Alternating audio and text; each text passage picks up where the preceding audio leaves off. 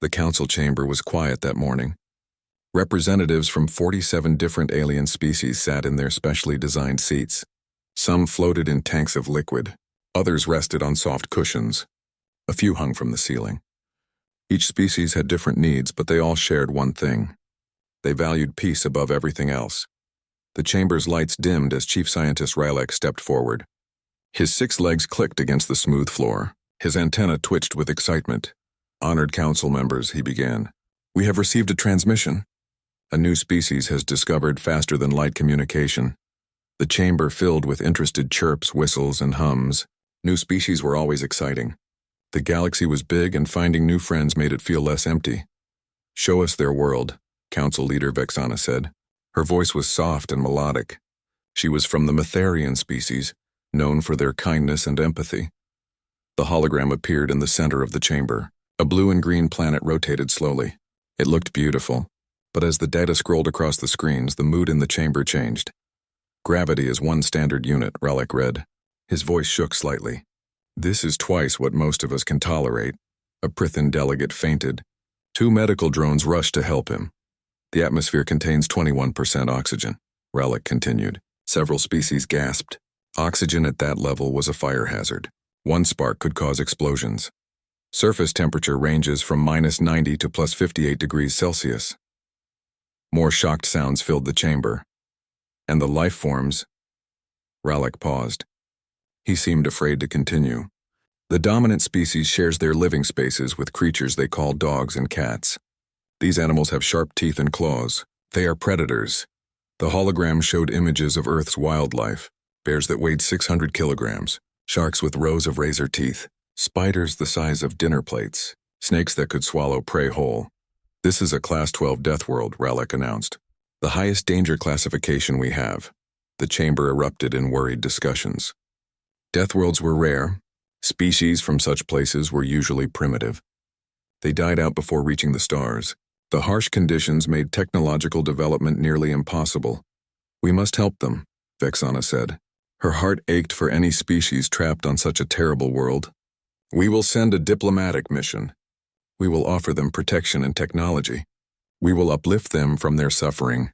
The council voted. It was unanimous. They would save this poor species called humans. 3 weeks later, the Valorian diplomatic fleet arrived at Earth. Ambassador Tillish stood on the bridge of his flagship. He was a Valorian, a species made of living crystal. His body reflected light in beautiful patterns. His people were known for their grace and diplomatic skills. "Prepare the charitable aid packages," he told his crew.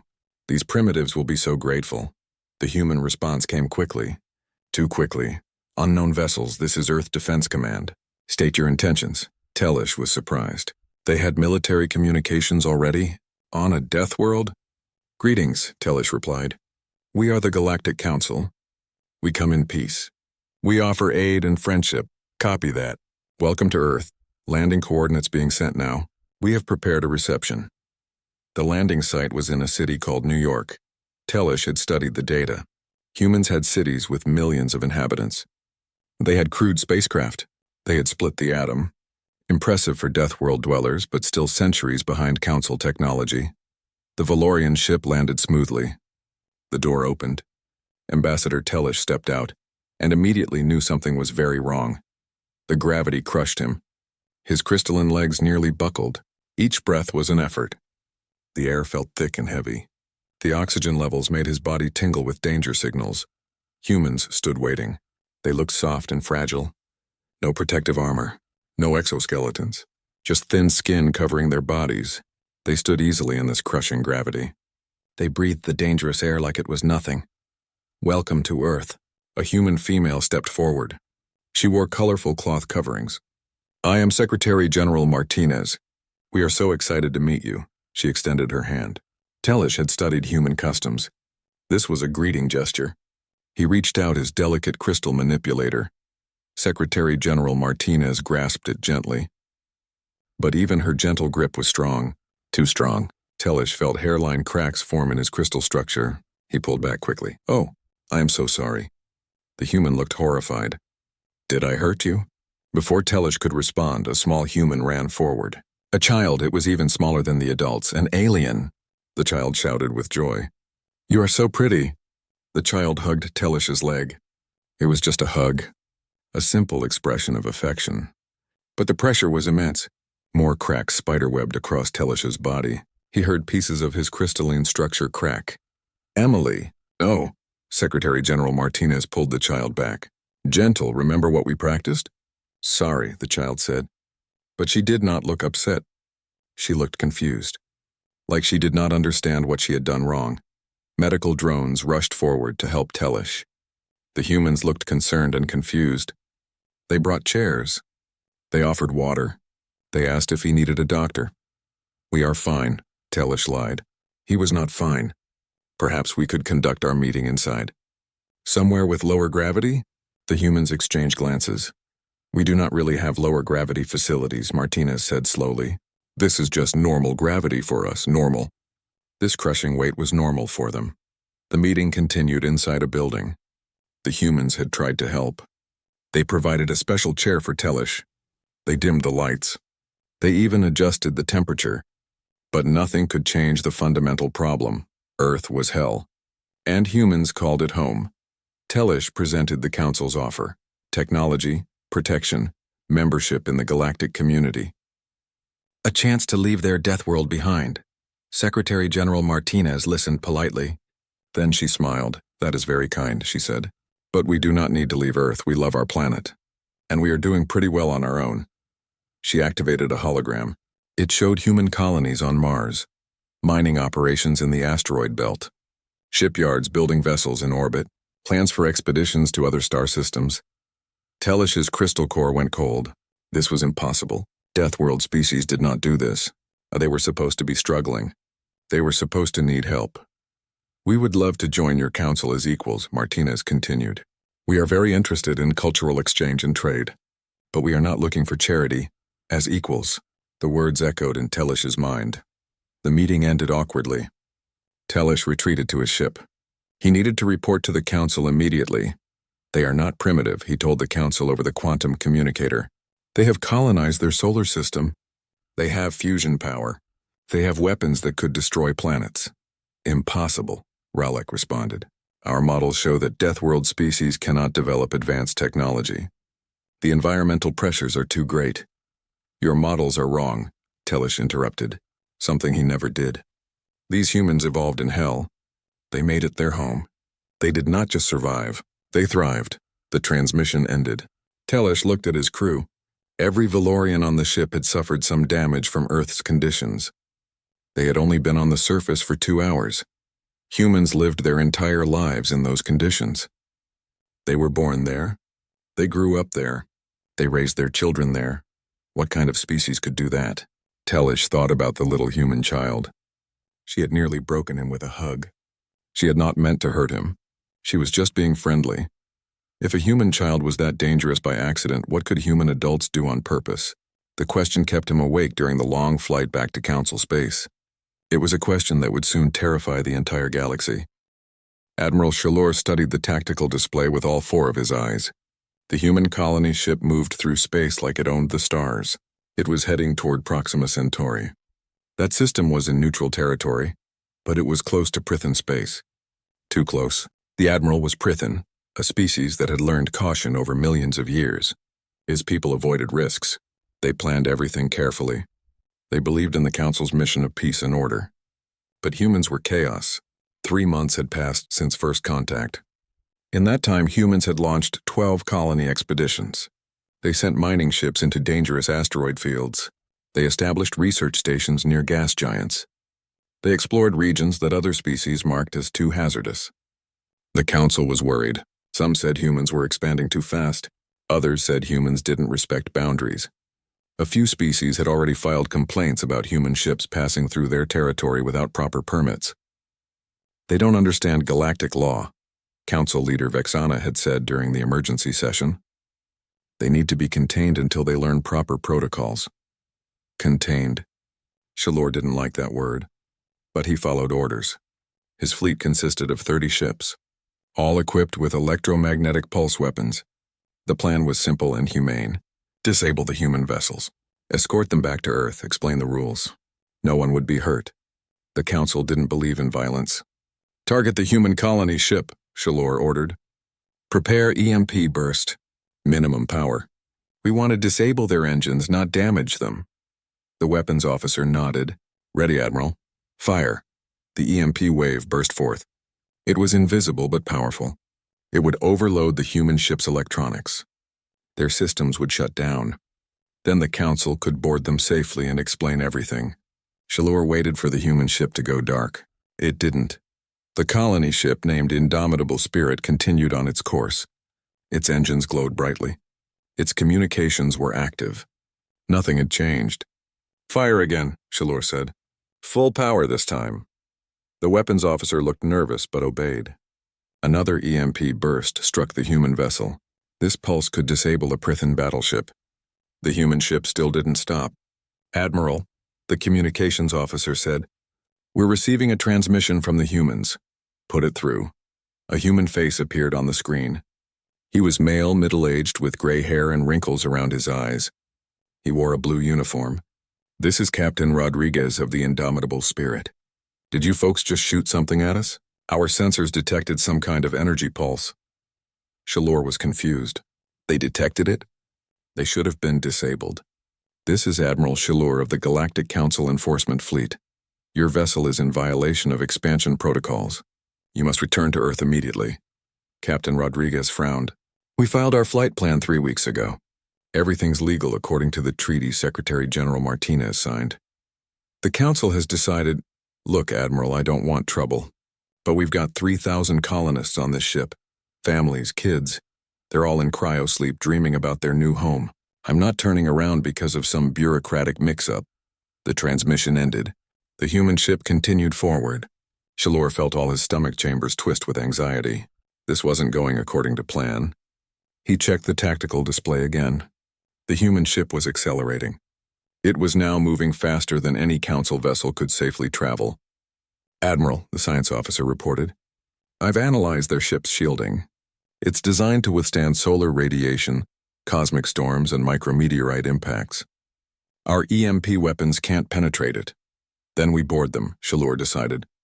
"Prepare boarding teams. We'll explain in person." This was also part of council protocol. Boarding was safe when done correctly. You disabled the ship first, then you sent teams over. But the human ship wasn't disabled. Shalor adjusted the plan. They would dock with the human vessel while it was still active. It was risky but necessary. The boarding craft approached the Indomitable Spirit. The human ship's airlock opened to receive them. At least they were being cooperative about that. 12 council soldiers entered the human vessel. They wore full environmental suits. The suits protected them from extreme conditions. They carried non-lethal stun weapons. Council soldiers were trained in peaceful conflict resolution.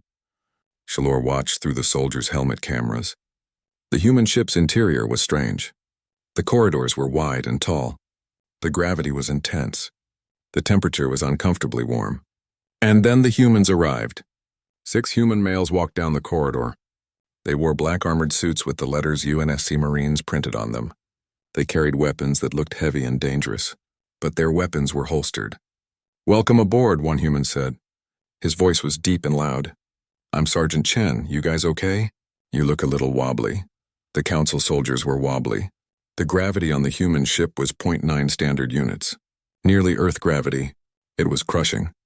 The soldiers' suits helped, but moving was still difficult. "We are here to place this vessel under council custody," the lead council soldier said. His voice shook from the effort of speaking in high gravity. Sergeant Chen looked confused. "Under custody? What for?" "Violation of expansion protocols. You must return to Earth." The human Marines looked at each other. Then Sergeant Chen shrugged. "Look, buddy, we're just security. You want to argue about paperwork, you talk to the captain. Come on, I'll take you to the bridge." What happened next would become famous across the galaxy, or infamous, depending on who told the story. The human Marines started walking. To them, it was a normal pace. To the council soldiers, it looked like superhuman speed. The humans seemed to glide through the heavy gravity effortlessly. "Please, slow down," the council soldier gasped. The Marines stopped. They looked back with concern. "Oh, sorry," Sergeant Chen said. "Are you guys having trouble with the gravity?" We can adjust it in some sections, but it takes a while. One Marine stepped forward to help a struggling council soldier. He reached out to steady the soldier by the shoulder. It was meant to be helpful. The Marine's grip cracked the soldier's environmental suit. The suit's integrity alarm started blaring. "Oh crap!" The Marine pulled back. "I barely touched him." "Emergency seal activated," another soldier reported. "But we need to get him back to the ship." "Right, okay." Sergeant Chen made a decision. "Jackson, carry him." "Wait, no." The council soldier started to protest. Marine Jackson picked up the injured soldier. He lifted him easily, like the soldier weighed nothing. To Jackson, in the heavy gravity he'd grown up with, the soldier probably didn't weigh much. "Let's move, double time," Chen ordered. The Marines ran. They carried or supported every council soldier. They moved at combat speed through the corridors. The council soldiers were terrified. Everything was happening too fast. The humans were too strong, too fast, too intense. When they reached the airlock, the council soldiers scrambled back to their boarding craft. One soldier was hyperventilating. Another had entered a fear paralysis state. Their species' instincts screamed that they were being hunted by apex predators. But the humans had just been trying to help. Shallor watched the whole thing from his command deck. His hands trembled. His breathing was rapid. "Sir?" his first officer asked. "What are your orders?" Shallor thought about sending more soldiers. Then he thought about what would happen. The humans would try to help again. More council soldiers would be injured. Or worse, the humans might think they were under attack and actually fight back. "Broadcast on all channels," Shallor said quietly. "Emergency transmission to the council." He activated the recorder. His 4 eyes looked directly into the camera. "This is Admiral Shallor. The human containment operation has failed. Our weapons are ineffective. Our soldiers cannot operate in their environment. The humans are unstoppable. They move like predators. They're strong enough to break our equipment accidentally. And they're not even trying to fight. They think they're being helpful." He paused. His voice became even more serious. "If these humans decide to actually fight, nothing in the council arsenal can stop them. Request immediate retreat. Request emergency council session. The humans are not a problem we can solve with enforcement. We need a new approach." The transmission ended. Shallor ordered his fleet to fall back to a safe distance. On the Indomitable Spirit, Captain Rodriguez received a message from the council fleet. They were withdrawing. The humans were free to proceed to Proxima Centauri. "Well, that was weird," Rodriguez muttered. Sergeant Chen and his Marines returned to their quarters. They talked about what happened. "I don't get it," Jackson said. "Why were they so scared?" "We were helping." "Different species, different strengths, I guess," Chen replied. "We'll figure it out. That's what first contact is all about, right? Learning to understand each other." But in council space, Shallor's message was spreading, and the galaxy was learning something about humanity. They were dangerous. Not because they wanted to be, but because they came from a world so harsh that being helpful could be terrifying to everyone else. The question everyone was asking now was simple. If humans were this scary by accident, what would happen if they actually tried to be frightening? No one wanted to find out. Ambassador Sarah Chen had prepared for this moment her entire life.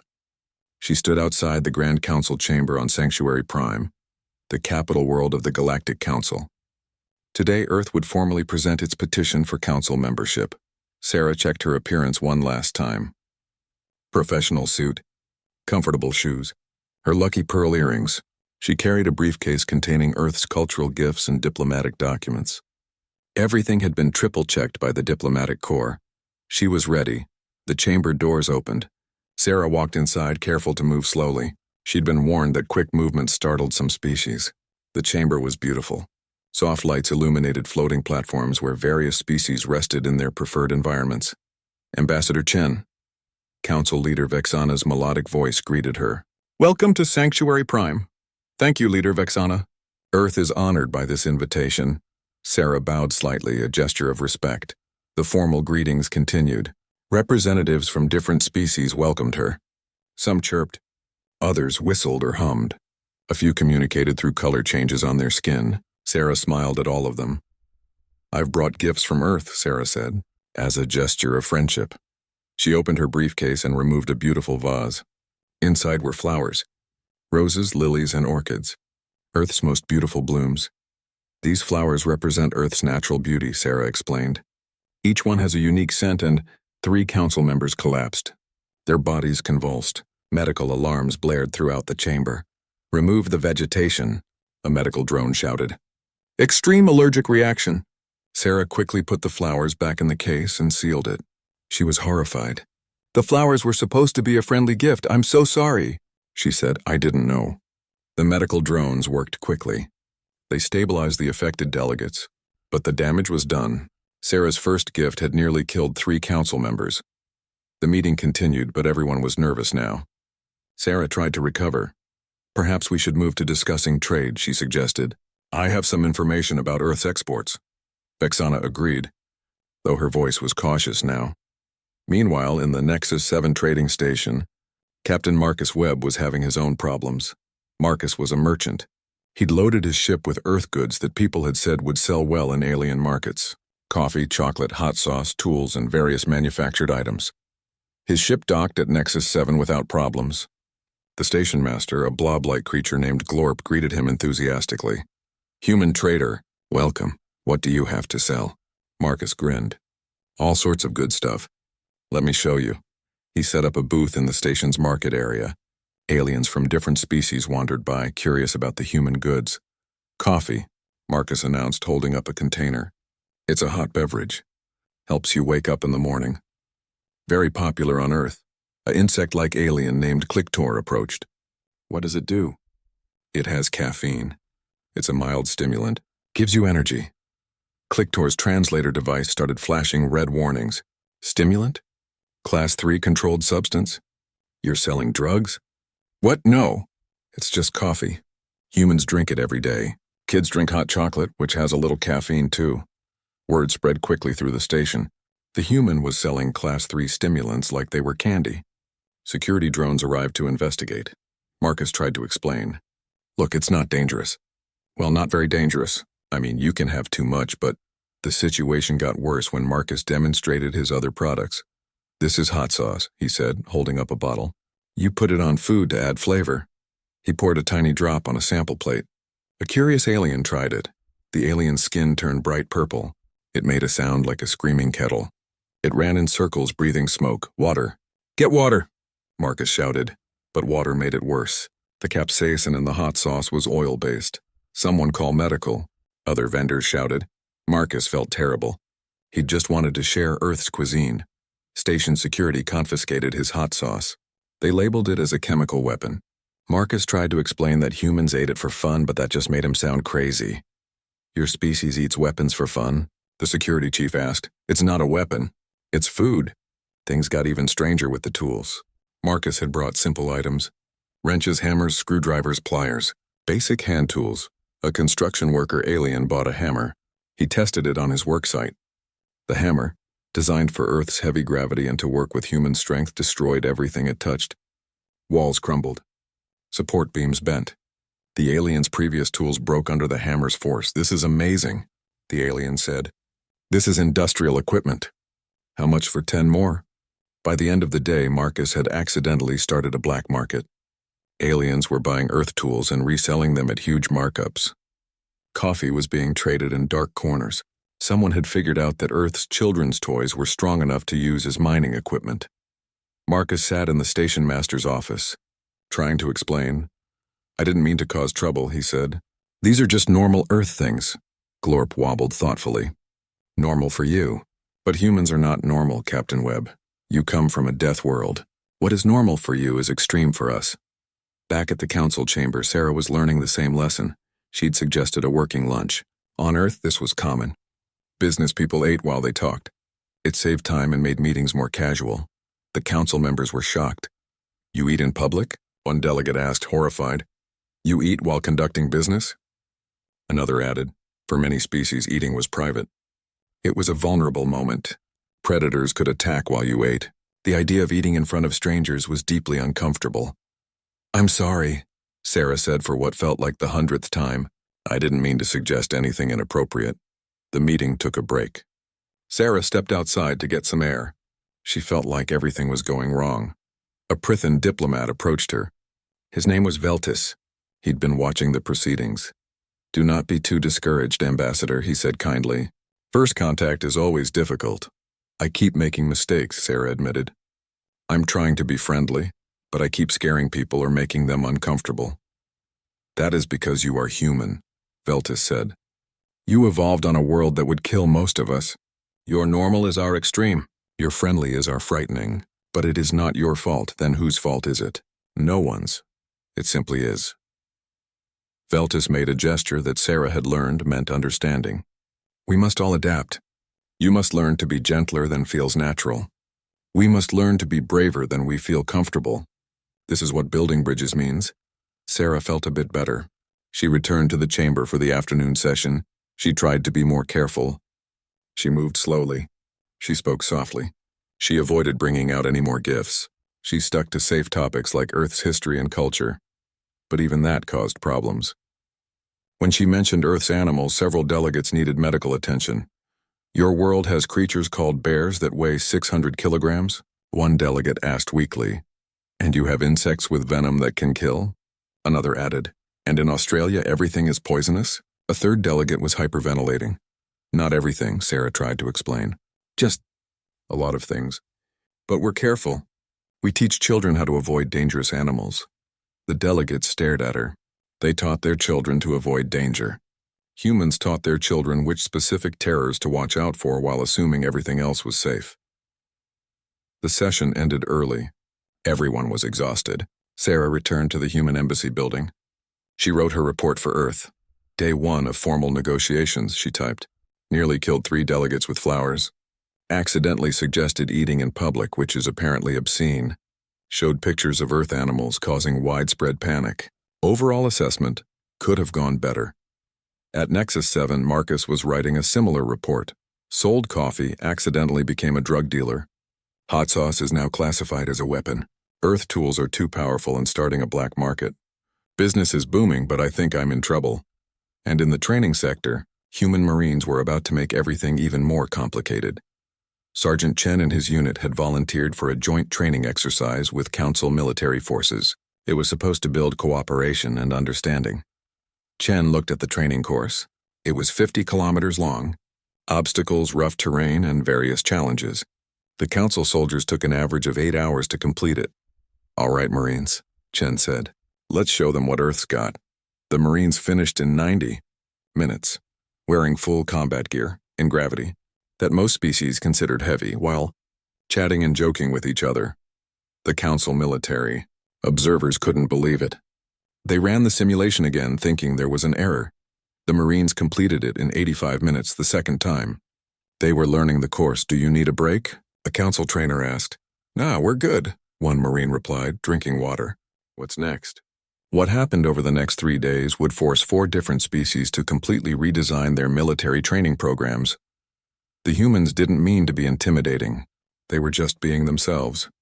But being themselves meant being the products of a death world, where gravity crushed, oxygen burned, temperatures killed, and nature constantly tried to end you.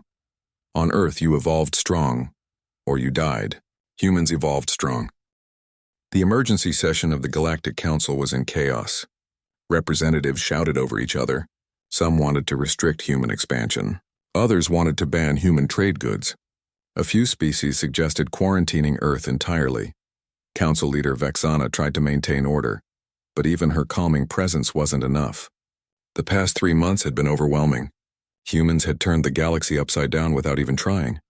Then the emergency signal came. Every screen in the chamber turned red. A klaxon alarm sounded. The arguing stopped immediately. Priority alert from Observation Post Gamma 7, the computer announced. Unknown vessels detected. Origin point outside the galaxy. Classification hostile. The chamber went silent. Threats from outside the galaxy were theoretical. They weren't supposed to be real. Vexana pulled up the sensor data. What she saw made her blood run cold. Massive organic ships. Hundreds of them. They moved like living things, pulsing and writhing through space. They were heading toward Council territory. Identification? She asked. Matching against all known species, the computer replied. No match found. Biological signatures are unknown. Technology is unknown. Hostile intent confirmed by attack patterns. The first images came through from Gamma 7. The strange ships were attacking a small colony on the outer rim. The colony's defenses fired back. Plasma cannons, particle beams, kinetic weapons. Everything the Council had developed over millions of years. The weapons hit the organic ships and did almost nothing. The ships had armor that healed, weapons that dissolved matter. They moved in perfect coordination, like parts of a single organism. The colony is requesting evacuation, the communications officer reported. They say the defenses are failing. Send the 4th Fleet, Vexana ordered. Full defensive formation. The Council fleet arrived at the colony within 6 hours. 23 ships, experienced crews, advanced weapons. The battle lasted 14 minutes. The organic ships tore through Council defenses like they weren't there. Shields failed. Hulls melted. Ships that had served for centuries were destroyed in seconds. 8 Council ships escaped. 15 did not. The colony fell. 2 million citizens were killed or captured. More reports came in. The invasion had begun. Not just one world, but dozens. The organic ships appeared at multiple points along the outer rim. They attacked simultaneously with perfect coordination. We're calling them the Kreshnar, Military Commander Zektal reported.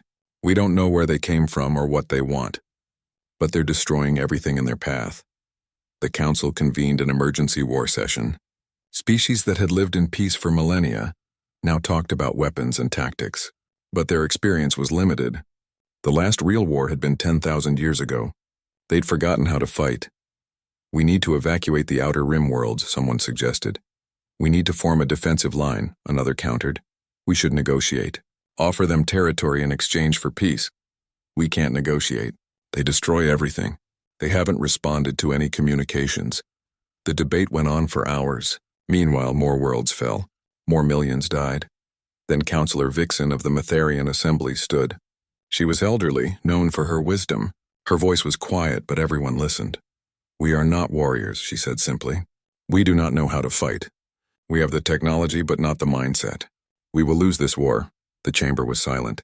No one wanted to admit it, but she was right.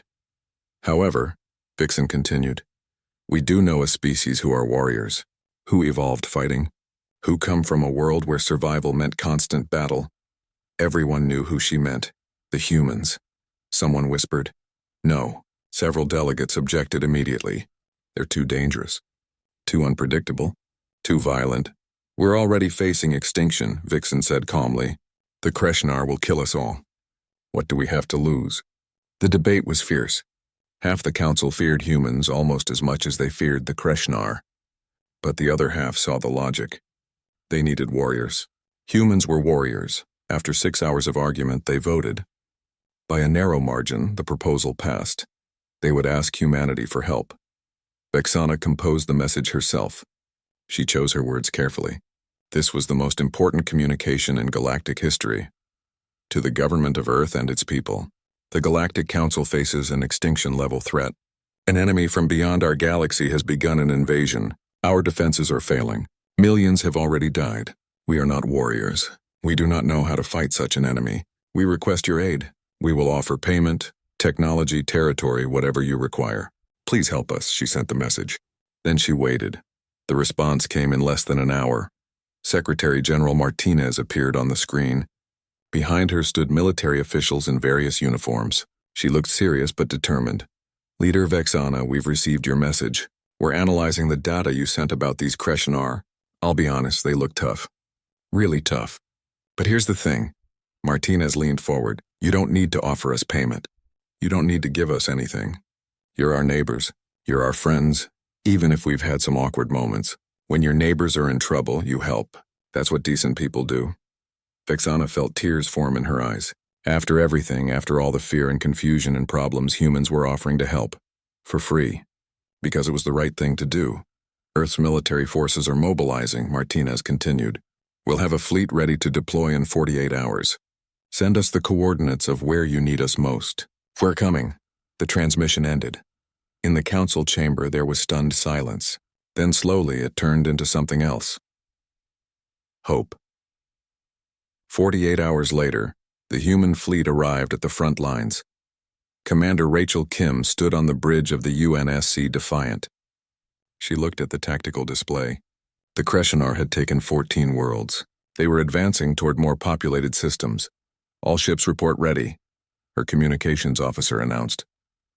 Rachel looked at her fleet. 60 ships. Not a lot compared to the Kreshnar forces, but each ship was built by humans, crewed by humans, and armed with weapons designed by a species that had spent 10,000 years perfecting the art of killing each other.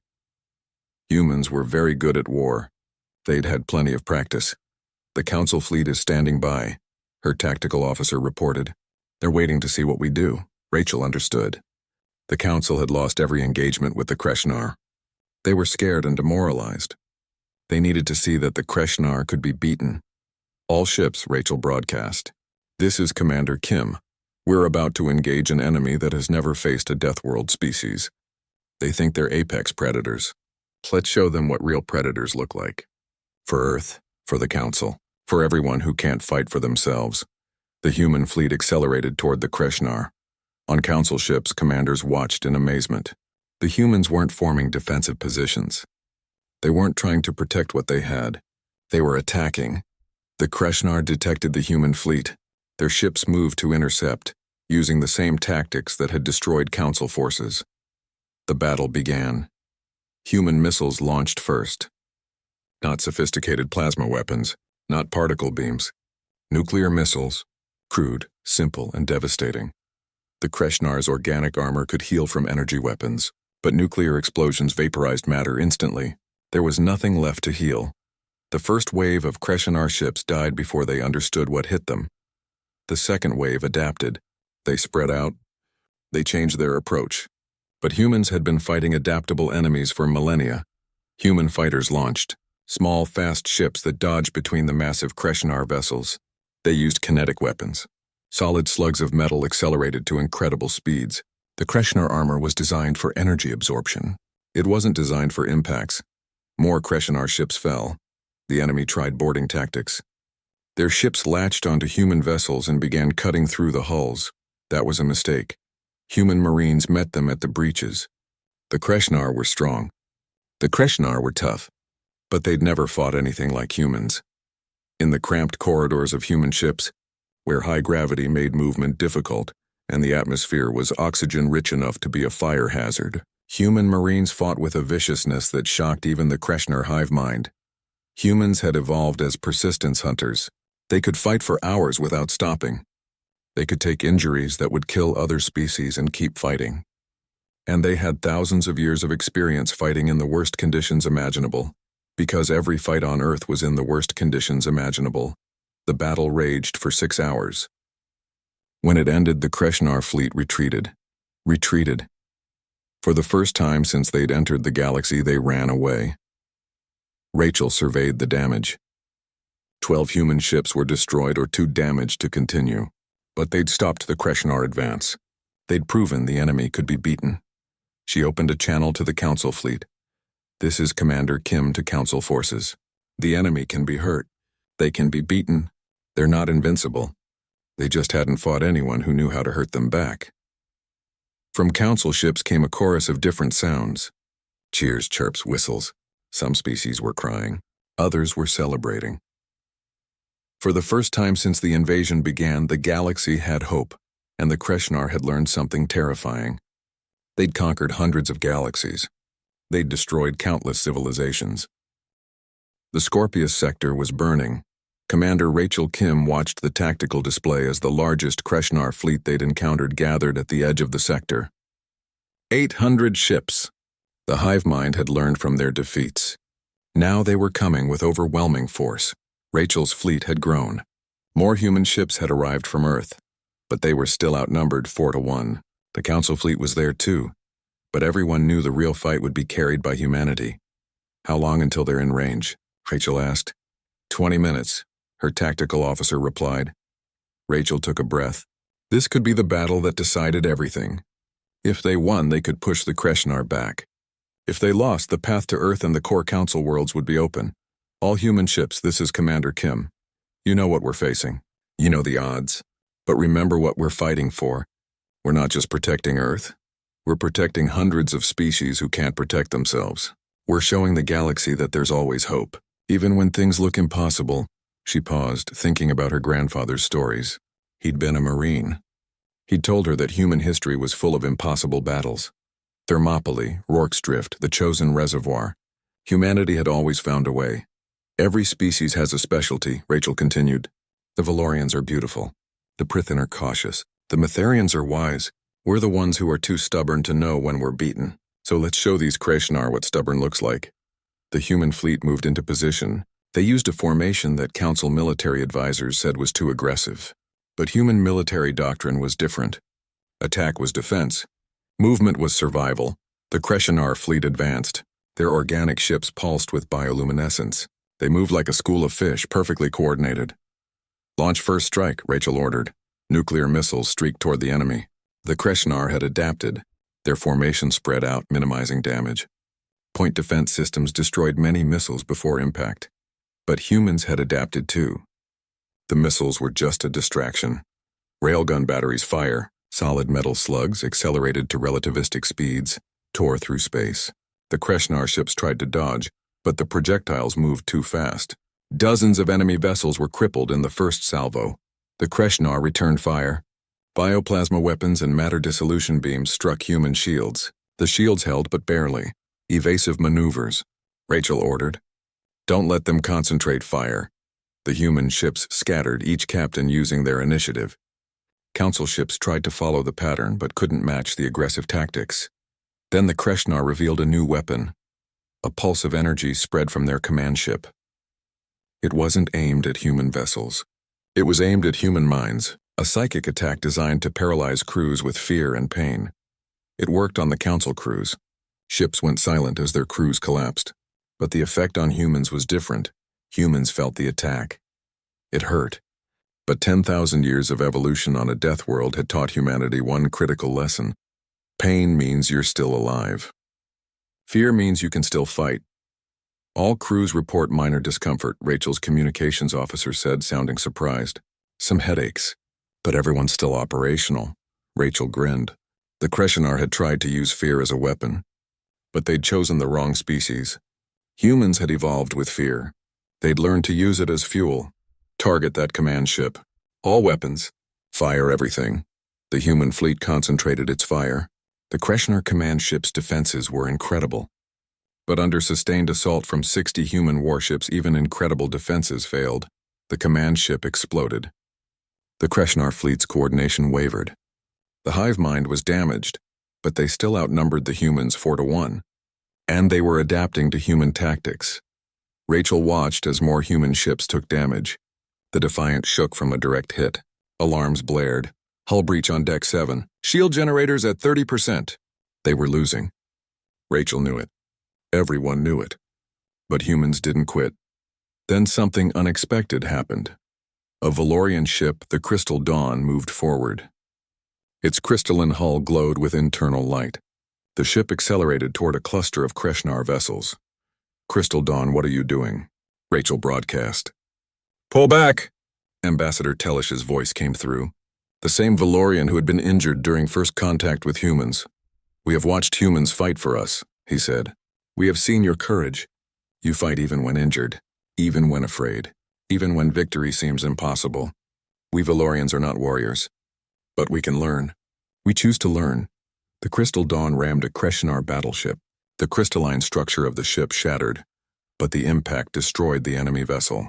Telish and his crew died, but they took the enemy with them. Something changed in that moment. On council ships throughout the fleet, crews watched what Telish had done. They saw a peaceful species, known for diplomacy and beauty, make a warrior sacrifice. Admiral Shalor, commanding a Prythan vessel, made a decision. His species was cautious, risk-averse. They'd spent millions of years avoiding danger, but sometimes caution meant everyone died. Prythan ships, he broadcast. We've let the humans fight our battles. We've hidden behind their strength, but they're dying for us, for our families, our worlds. It's time we stood with them. His ship moved forward. Other Prythan vessels followed. They weren't as fast as human ships. Their weapons weren't as powerful, but they were there, fighting alongside humanity. A Metharian science vessel reconfigured its sensor array into a weapon. It wasn't designed for combat, but the crew made it work. They targeted Kreshnar ships and used their empathic abilities to confuse the hive mind's coordination. Species that had never fought before were fighting. Not because they were warriors, but because the humans had shown them that courage wasn't about being unafraid. It was about fighting anyway. The tide of battle shifted. The Kreshnar were still stronger, still more numerous. But now they faced a united galaxy. Rachel coordinated the combined fleet. Human tactics merged with Council technology. Valorian ships used their crystalline structures to refract human weapons, multiplying their effectiveness. Prathan vessels provided covering fire, while human marines boarded enemy ships. Metharian empaths disrupted hive mind communications. The battle raged for 8 hours. It was brutal. Dozens of ships from both sides were destroyed. Thousands died. But slowly, impossibly, the Kreshnar were losing. Their hive mind had conquered hundreds of galaxies, but those galaxies had been filled with peaceful species. Species that ran or surrendered. The Kreshnar had never fought an enemy that fought back with such determination. And they'd certainly never fought a Deathworld species before. The Kreshnar command structure made a decision. For the first time in their long history of conquest, they retreated, not just from one battle but from the entire galaxy. They'd lost too many ships. The prey had become predators. As the last Kreshnar vessel disappeared into faster-than-light travel, the combined fleet erupted in celebration. Ships from dozens of species broadcast messages of victory. Some cried, others cheered. A few simply sat in silence, unable to believe they'd survived. Rachel slumped in her command chair. The Defiant was badly damaged. They'd lost 16 ships. 3,000 human crew members were dead or injured, but they'd won. 6 months later, the Galactic Council convened again. This time, the chamber was different.